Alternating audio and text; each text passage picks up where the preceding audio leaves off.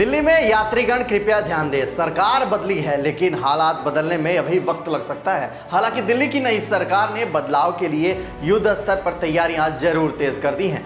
दिल्ली में गलियों से लेकर मेट्रो तक, घर से लेकर स्कूल कॉलेज तक, संकरी गलियों से चौड़ी सड़कों तक आपके हर पल का साथी एयर पोल्यूशन से नॉइज पोल्यूशन तक को इको फ्रेंडली बनाने वाली अब ई रिक्शा को लेकर एक ऐसी खबर बताने जा रहा हूं जिसको सुनने के बाद आपकी सफ़र में अब ब्रेक सा लगने वाला है। बता दें कि राजधानी के कोने कोने में कनेक्टिविटी को सुगम, यात्रा को किफ़ायती और आसान बनाने के उद्देश्य से 2014 में जिन 3 पहियों वाले ई रिक्शा की शुरुआत की गई वो अब 11 सालों बाद सड़कों पर लोगों के लिए मुसीबत बन गई हैं। ऐसे में सवाल ये उठता है कि क्या अब दिल्ली एनसीआर की सड़कों से ये गायब होने वाली हैं? क्या इनकी सवारी अब मुश्किल होने वाला है? साथ ही हम आपको ये भी बताएंगे कि इनकी बढ़ती संख्या के क्या नुकसान हैं। एक मीडिया रिपोर्ट की माने तो दिल्ली की कई सड़कों को रिक्शा ने शंकरा बना दिया है। कई चौराहों पर तो इनकी वजह से ही जाम लगे रहते हैं। इसका मुख्य कारण ये है कि राजधानी में रजिस्टर्ड से ज़्यादा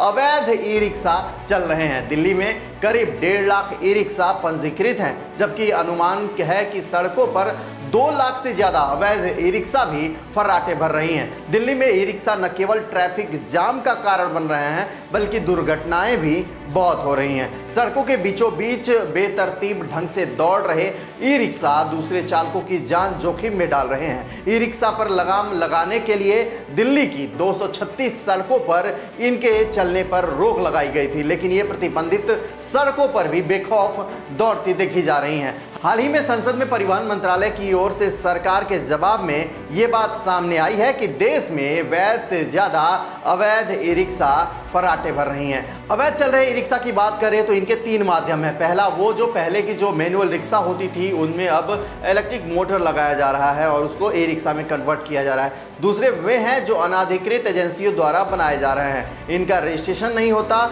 इसके अलावा तीसरे वे हैं जो बिना नंबर प्लेट के लाइसेंसधारी चालक के चल रहे हैं। अवैध ई रिक्शा के कारण सड़कों पर दिक्कतें देखने को मिलती हैं। वैध से ज़्यादा संख्या में अवैध ई रिक्शा के सड़कों पर दौड़ने से राजस्व का भी नुकसान हो रहा है। रजिस्ट्रेशन कराने पर सरकार को राजस्व मिलता है जो कि अवैध रिक्शा के कारण बंद है। अगर हम सिर्फ दिल्ली की बात करें तो दिल्ली ट्रैफिक पुलिस के मुताबिक पिछले 1 साल में नियमों का उल्लंघन करने पर ई रिक्शा के कुल 2,78,090 चालान काटे गए। इनमें से सबसे ज़्यादा चालान 1,56,864 गलत पार्किंग के लिए काटे गए। इस साल भी 20 मार्च तक 64,852 चालान काटे जा चुके हैं। गौरतलब